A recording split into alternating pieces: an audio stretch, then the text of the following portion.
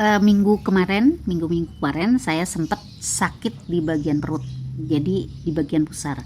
Jadi itu seperti terasanya keras, mengeras, menonjol, dan kayak ada bengkak gitu.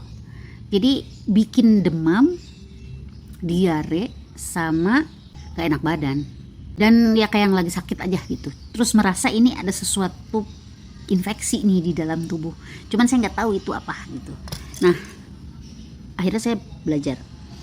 Jadi pusar itu kan berada di area perut bagian tengah. Di area tersebut ada organ-organ tubuh seperti lambung, usus, empedu, hati, pankreas. Nah, jadi dari apa yang dipelajari, kemungkinan perut tertekan oleh karena adanya penyakit-penyakit di salah satu organ-organ ini. Nah, kalau misalnya nih kita urai dari lambung, ya itu pasti dari makanan kita. Apakah itu terlalu pedas, terlalu asam, bersoda, merokok, minum kopi terlalu banyak. Nah, kalau infeksi usus, ada infeksi yang berasal dari bakteri, virus, atau parasit. Artinya memang berasal dari kebersihan kita. Mungkin aja kita lupa cuci tangan, mungkin aja kita nggak nutup makanan yang dihidangkan, atau mungkin juga sisa-sisa makanan nggak kita masukin ke kulkas. Nah, itu banyak ya, termasuk lalat dan cicak yang masuk itu terus kita makan lagi. Nah, itu bisa menyebabkan infeksi usus sehingga menimbulkan peradangan, makanya kemudian ada demam. Nah, kalau saya curiganya kemarin saya tuh sakitnya infeksi usus ini karena terus kemudian ada diare kan. Nah, kalau batu empedu itu penyebabnya bisa karena banyaknya kolesterol di dalam empedu. Itu juga bisa bikin kadar garam di dalam empedu itu berkurang. Bisa karena kadar garamnya memang rendah, bisa juga karena kolesterolnya yang terlalu banyak.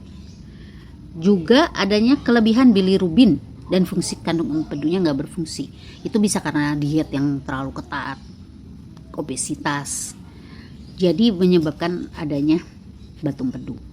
Nah, gangguan hati itu bisa disebabkan adanya infeksi virus hepatitis atau penularan virus hepatitis. Bisa juga karena kelainan genetik, bisa karena adanya kanker, bisa adanya penimbunan lemak dan gangguan sistem imun. Nah, ini yang saya pelajari. Nah, berdasarkan apa yang saya rasakan dan yang saya pelajari, lalu saya menerapkan beberapa hal.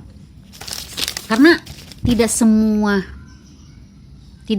orang atau tidak semua momen saat kita sakit kita bisa tiba-tiba langsung ke dokter gitu kan. Jadi dicoba dianalisa sendiri dulu, ditangani, nah baru ke dokter. Cuman memang menganalisa dan menanganinya juga harus berdasar.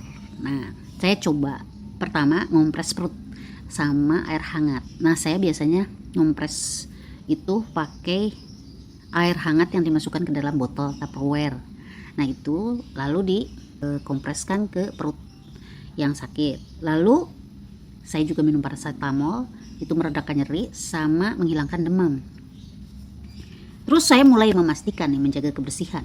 Setelah dari luar bepergian itu sampai rumah cuci tangan. Setelah itu mau makan atau sesudah makan cuci tangan lagi gitu. Itu memastikan diri bahwa kita bersih. Terus kita kalau ada makanan di meja makan itu ditutup pakai tudung saji, ditutup lagi pakai kain biar tidak ada lalat atau cicak yang bisa masuk. Dan juga kalau ada sisa makanan itu dimasukin ke kulkas. Jadi nggak ada kesempatan binatang-binatang untuk memakan. Lalu saya merutinkan minum kunyit. Jadi itu kunyitnya bisa diparut dulu atau misalnya diiris langsung dimakan ya. Itu memang sangat meringankan karena pengobatannya sangat seketika bagi saya ya. Jadi setelah saya makan, dikunyah, minum, itu hilang. Jadi si pengerasan di perut itu mulai langsung melunak gitu, langsung rileks. Nah, seiring itu kan saya ketahui bisa juga ini dari lambung kan. Nah, saya juga puasa dulu tuh, makan makanan pedas, enggak makanan-makanan yang menyengat, apalagi bersoda ya, dan minum air putih hangat yang cukup. Jadi kebutuhan airnya terus dipenuhi. Nah, sampai langkah-langkah yang saya lakukan tadi sembuh saya, berarti kemungkinannya infeksi usus atau lambung kan. Cuman yang saya rasa mungkin itu infeksi usus. Nah, tapi kalau misalnya setelah itu diterapkan masih juga sakit, kemungkinan ada penyakit lain seperti infeksi usus yang kronis, lambung kronis, atau batu empedu tadi, atau gangguan hati dan pankreas tadi. Nah, jadi kan itu harus dites, gak bisa ditanganin sama sendiri. Dites, terus dites laboratorium, terus dikasih obat yang jelas-jelas ini dokter yang ngerti. Terus penanganannya seperti apa itu dokter yang ngerti. Jadi memang kita harus ke dokter gitu. Finally. Kepo Channel.